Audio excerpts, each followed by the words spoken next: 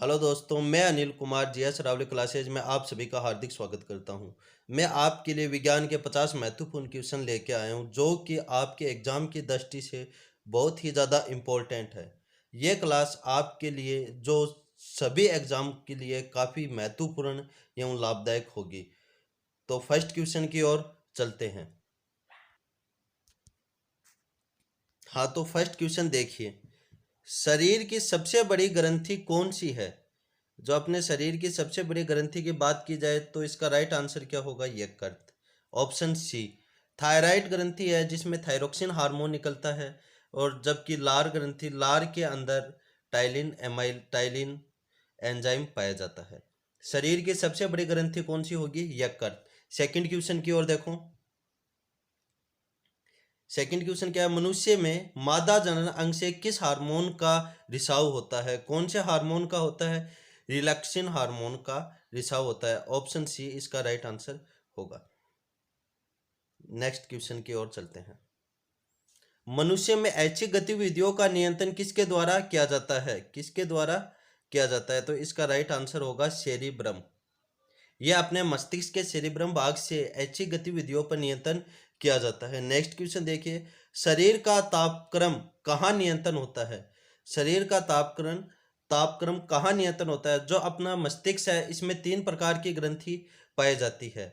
कौन सी पाई जाती है? तीन प्रकार की, हाइपोथैलेमस, पीनियल और पीयूष ग्रंथि। जो पीयूष ग्रंथि जिसे मास्टर ग्रंथि कहा जाता है, हाइपोथैलेमस जिसे हेडमास्टर ग्रंथि कहा जाता है। तो शरीर का तापक्रम कौन सी ग्रंथि होगी? ऑप्शन सी ग्रंथि, जो पीयूष ग्रंथि जिसे मास्टर ग्रंथि, जो सभी ग्रंथियों पर नियंत्रण करती है। यह ग्रंथि सभी ग्रंथियों पर कंट्रोल करने का काम करती है, लेकिन इस ग्रंथि के ऊपर कंट्रोल करने का काम किसका है? हाइपोथैलेमस का। इसीलिए ही हाइपोथैलेमस को हेडमास्टर ग्रंथि कहा जाता है। नेक्स्ट क्वेश्चन की ओर देखते हैं। अमीबा में भोजन का अंतः ग्रहण किसके द्वारा होता है? अमीबा के अंदर भोजन का अंतः ग्रहण किसके द्वारा होता है? इसका राइट ऑप्शन होगा कूटपाद के द्वारा होता है। निम्न में से कौन सा एंजाइम लार में पाया जाता है? इसका राइट आंसर होगा टाइलिन। टाइलिन जो एंजाइम है वो लार के अंदर पाया जाता है। जहां पेप्सिन एंजाइम है, यह प्रोटीन का पाचन करता है। यह प्रोटीन का पाचन करता है और यह एंजाइम अपने आमाशय के अंदर पाया जाता है। नेक्स्ट क्वेश्चन देखो। वह प्रक्रिया जिसके द्वारा मनुष्य श्वसन ग्रहण करता है तथा छोड़ता है उसे कहा जाता है। ये क्वेश्चन मैं आपके लिए होमवर्क दे रहा हूँ, आप कमेंट सेक्शन में इसका आंसर मेरे को कमेंट करना, नहीं तो नेक्स्ट क्लास के अंदर मैं आपको इसका आंसर करवा दूंगा। नेक्स्ट क्वेश्चन देखो। ऊर्जा उत्पादन के लिए कोशिका किसका उपयोग करती है? ऊर्जा उत्पादन के लिए कोशिका किसका उपयोग करती है? किसका करती है? ग्लूकोज का उपयोग करती है। इसका राइट आंसर होगा आंसर बी। नेक्स्ट क्वेश्चन की ओर चलते हैं। किस अभिक्रिया द्वारा पौधे में ऑक्सीजन बाहरी वातावरण से कोशिकाओं में पहुंचता है? किस अभिक्रिया द्वारा पौधों में ऑक्सीजन बाहरी वातावरण से कोशिकाओं में पहुंचता है? इसका राइट आंसर होगा विसरण द्वारा। नेक्स्ट क्वेश्चन देखिए। श्वसन की अभिक्रिया में खाद्य पदार्थ की परिणति क्या है? क्या है इसका जो राइट आंसर होगा, या आप मेरे को कमेंट सेक्शन में कमेंट करके बताना। कोई बात नहीं, इसका आंसर आपको मैं बता देता हूँ। इसका राइट आंसर होगा विखंडन, ऑप्शन ए। नेक्स्ट क्वेश्चन की ओर चलते हैं। खाद्य पदार्थों का पौधों से स्थानांतरण का मुख्य रूप कौन सा है? सुक्रोज। इसका राइट आंसर होगा सुक्रोज। नेक्स्ट क्वेश्चन देखो। एक स्वस्थ मनुष्य का रक्तचाप होता है, स्वस्थ मनुष्य का रक्तचाप कितना होता है? 90 से 60, 120, 80, 200, 130, 140, 160। इसका राइट आंसर होगा 120, 80, ऑप्शन बी। नेक्स्ट क्वेश्चन देखो। मनुष्य के मस्तिष्क की सबसे बाहरी झिल्ली को क्या कहा जाता है? मनुष्य की मस्तिष्क में झिल्ली पाई जाती है जिसमें सबसे जो बाहरी आवरण होता है इसे डूरामीटर कहा जाता है। ऑप्शन सी इसका राइट आंसर होगा। नेक्स्ट क्वेश्चन देखो। मनुष्य के सूंघने की क्षमता को नियंत्रण करता है, मनुष्य के सूंघने की क्षमता को नियंत्रण करता है अपने मस्तिष्क का वह कौन सा भाग है जो नियंत्रण करता है? यह आपके लिए होमवर्क है। एक तो जो पहले क्वेश्चन दिया था वो, और एक ये क्वेश्चन, ये दोनों आपके लिए होमवर्क है। आप मेरे को कमेंट सेक्शन में कमेंट कर देना, अन्यथा मैं आपको नेक्स्ट क्लास के अंदर इसका आंसर करवा दूंगा। नेक्स्ट क्वेश्चन देखो, मनुष्य में बुद्धि एवं चतुराई का केंद्र है। मनुष्य के अंदर बुद्धि एवं चतुराई का केंद्र है। मस्तिष्क का वह कौन सा भाग है? ऑप्शन सी जो सेरिब्रम भाग है, यह मनुष्य में बुद्धि का केंद्र है। रक्त में ग्लूकोज की मात्रा नियंत्रण करता है। रक्त के अंदर अपने रुधिर में ग्लूकोज की मात्रा को कौन नियंत्रण करता है? इसका जो राइट आंसर होगा वो होगा इंसुलिन के कारण, ऑप्शन डी। नेक्स्ट क्वेश्चन की ओर चलते हैं। ऑक्सीजन है, ऑक्सीजन क्या है? ऑक्सीजन है, ऑक्सीजन क्या है? इसका राइट आंसर होगा एंजाइम। ऑक्सीजन क्या है? एक एंजाइम है।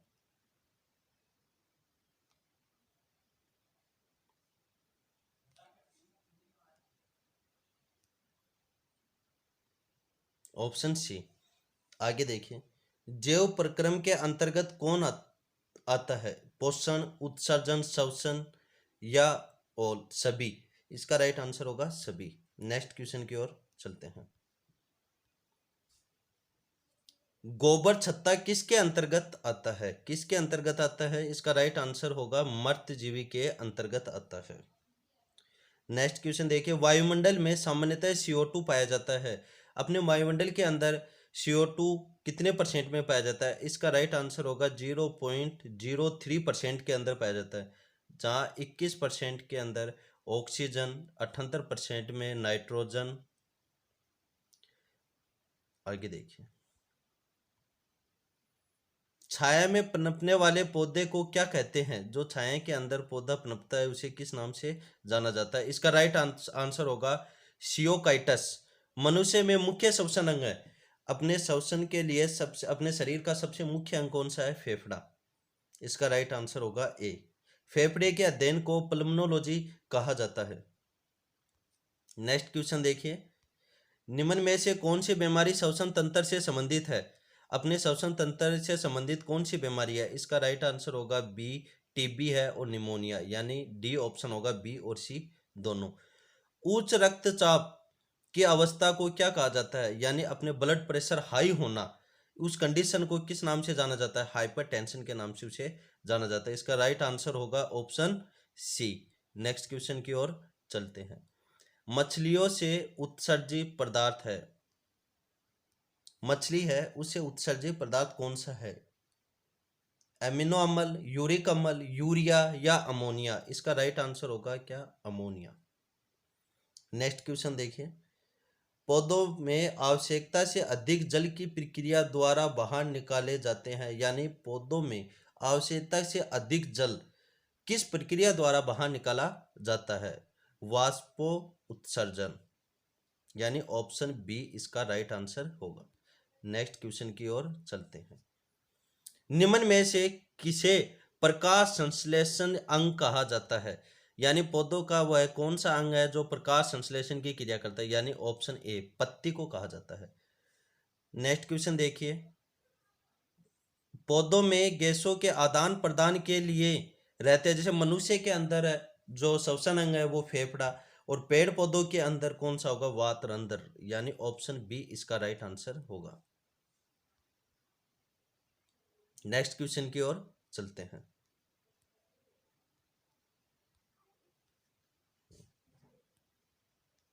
एक मिनट।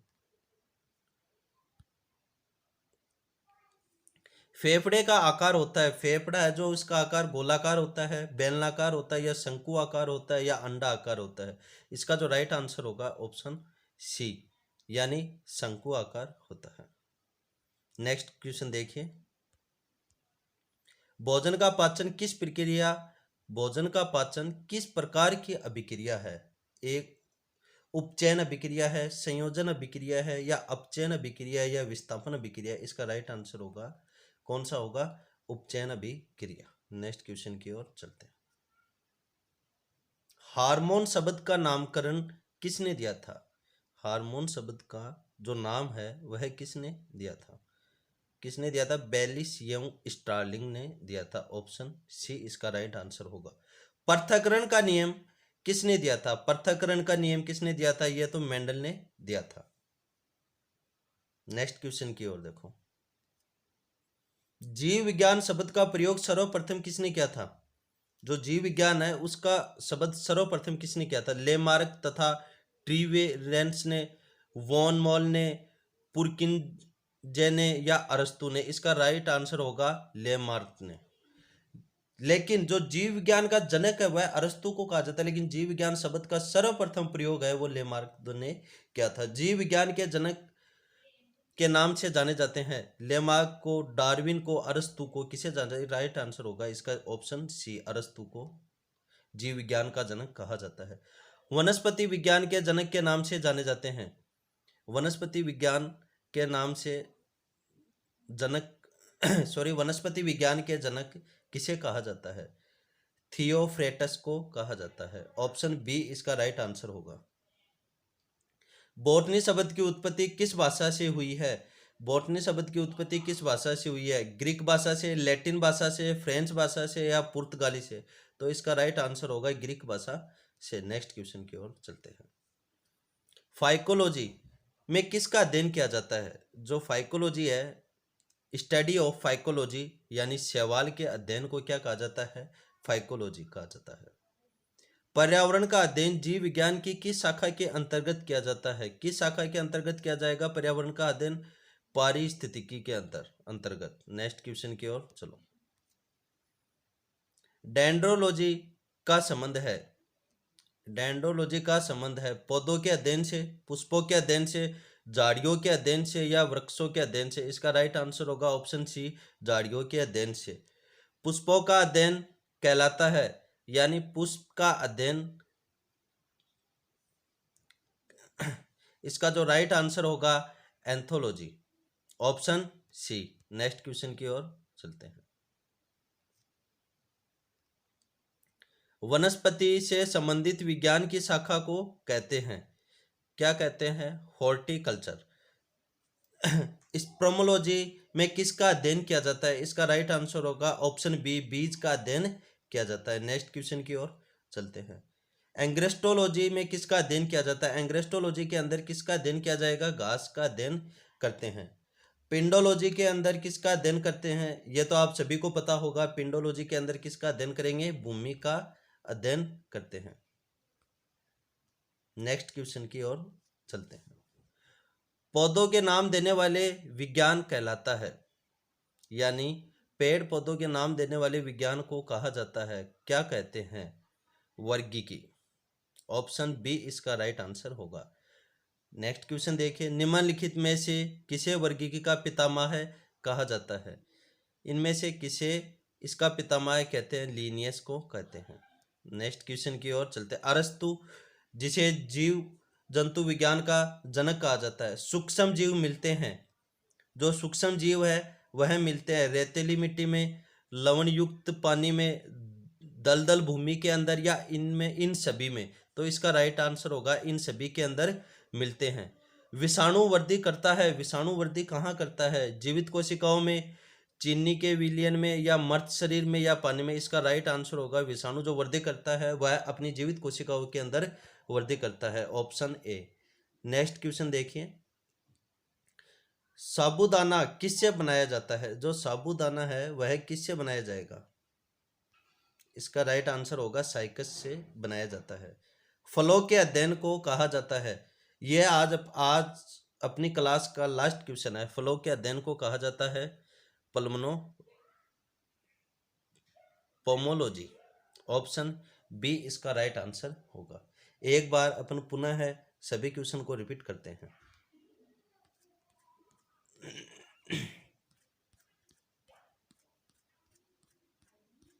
कुछ ही शब्दों में एक बार पुनः अपन रिपीट करते हैं। शरीर की सबसे बड़ी ग्रंथि कौन सी है? यकृत। नेक्स्ट क्वेश्चन देखिए। मनुष्य में मादा जनन अंग से कौन से हार्मोन का रिसाव होता है? रिलैक्सिन हार्मोन का। मनुष्य में ऐसी गतिविधियों पर नियंत्रण किसके द्वारा किया जाता है? सेरिब्रम। शरीर का तापक्रम कहाँ नियंत्रण होता है? हाइपोथैलेमस। अमीबा में भोजन का अंतःग्रहण किसके द्वारा होता है? कूटपाद के द्वारा। निम्न में से कौन सा एंजाइम लार में पाया जाता है? टाइलिन वह प्रक्रिया जिसके द्वारा मनुष्य श्वसन ग्रहण करता है और छोड़ता है वह है। इसका आपको होमवर्क के अंदर ये क्वेश्चन दिया गया है, आप कमेंट सेक्शन में इस क्वेश्चन का आंसर कमेंट करना। ऊर्जा उत्पादन के लिए कोशिका किसका उपयोग करती है? ग्लूकोज का। किस अभिक्रिया द्वारा पौधों में ऑक्सीजन बाहरी वातावरण से कोशिका में पहुंचता है? विसरण द्वारा। श्वसन की अभिक्रिया में खाद्य पदार्थों की परिणति क्या होती है? विखंडन।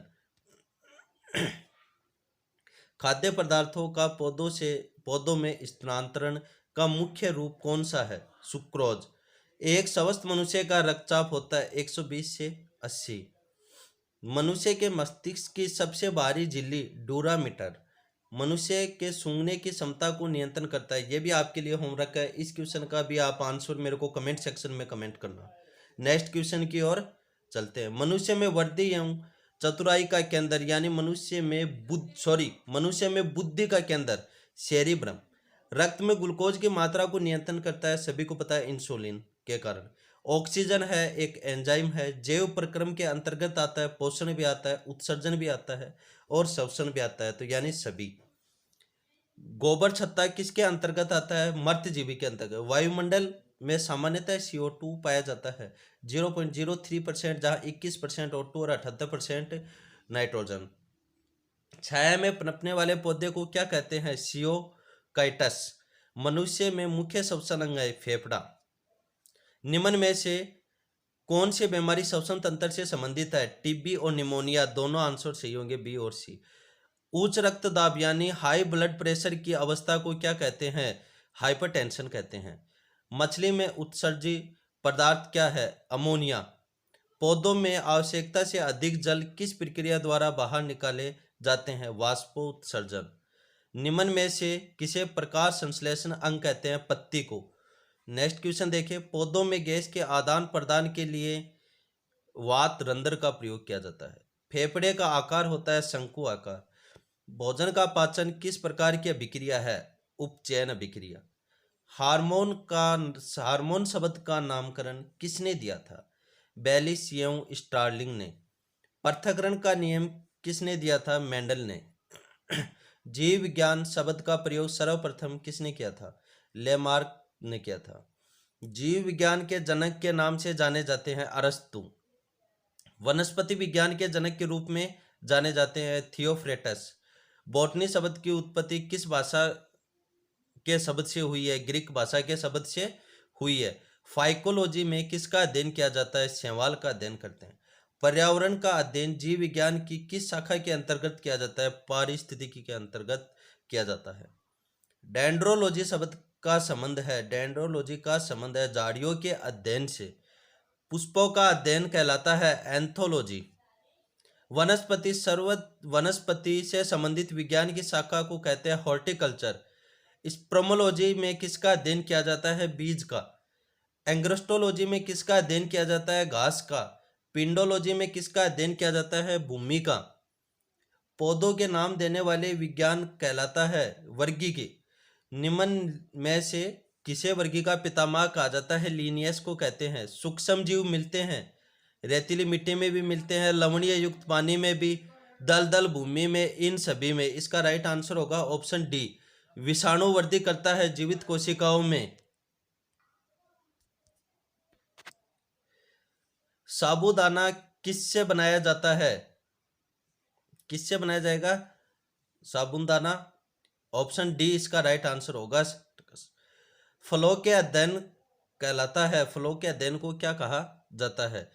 क्या कहते हैं? पोमोलॉजी फलों के अध्ययन को कहते हैं।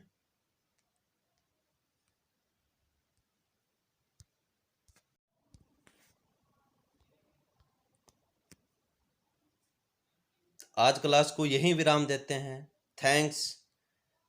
प्लीज़ ज़्यादा से ज़्यादा इस चैनल को शेयर और सब्सक्राइब कीजिए। धन्यवाद दोस्तों।